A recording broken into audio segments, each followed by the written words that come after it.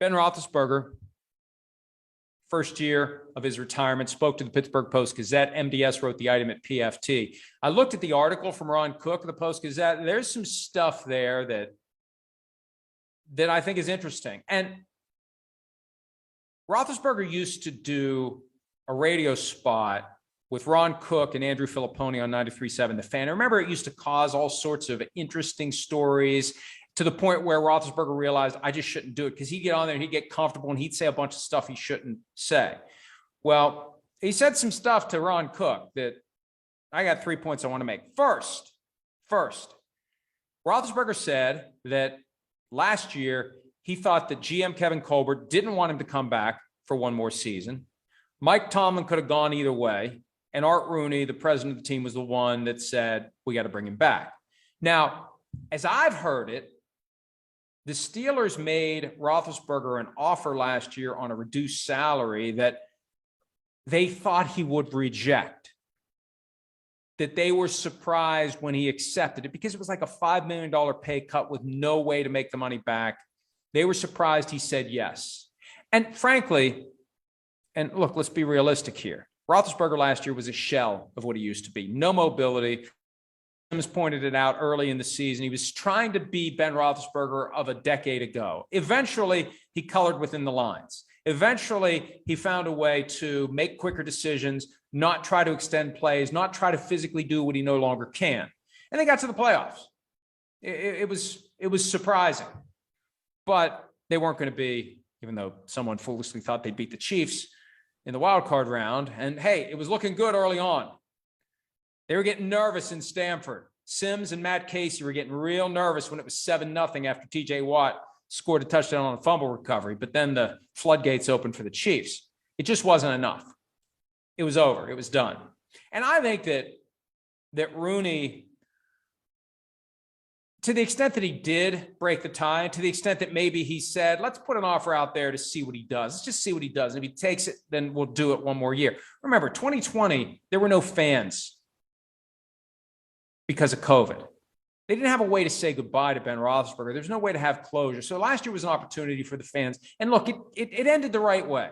That Monday night game, Browns-Steelers, the clouds part, and Ben Roethlisberger ascends to heaven. I mean, that was a perfect ending that doesn't happen if he doesn't come back for last year. So that's point number one. Point number two, he said that not enough credit is given to the play that won Super Bowl 43. That was the first Super Bowl I ever attended. That was right before we did the deal with NBC down in Tampa. It was awesome.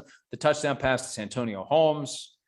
Possibly it would have been the first Super Bowl in overtime if the Steelers had scored a touchdown or a field goal instead of a touchdown. But Roethlisberger throws that pass. Santonio Holmes catches it. He does the celebration with the ball, the LeBron James homage that should have drawn a 15-yard penalty. The kickoff should have been at the 20, not the 35, or would have been the 15 at the time.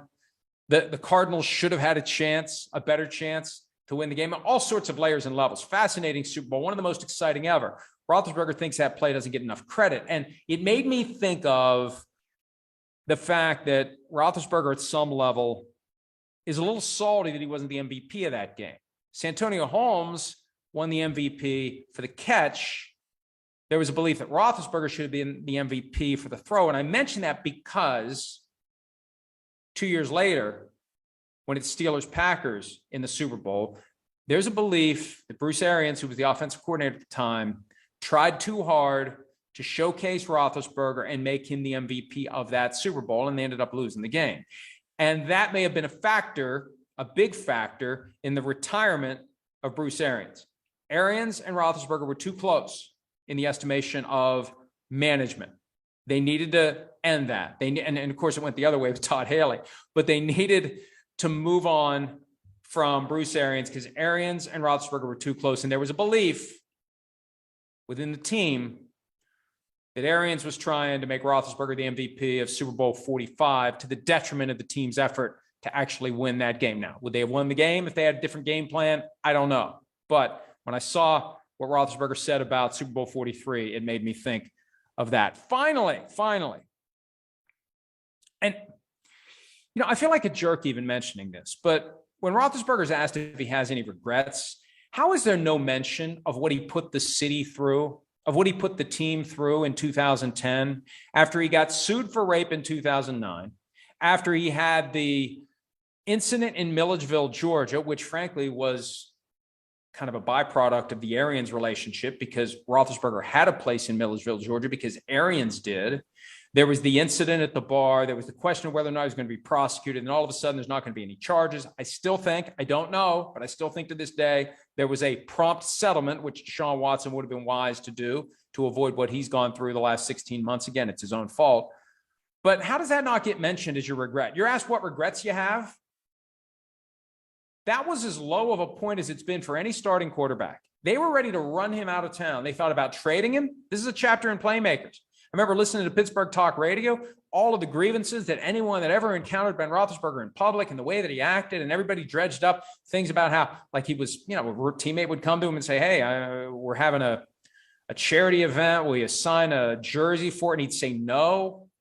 So I don't know how that, it's just amazing. It's amazing what the passage of time can do for something that was a fact, a huge controversy. And it's just like it never even happened. And I'm not saying that Ben Roethlisberger should be walking around with a T-shirt on that says, I got suspended 6 games, reduced to 4 in 2010 after multiple accusations of sexual misconduct. But it's just odd. Let's just leave it at that.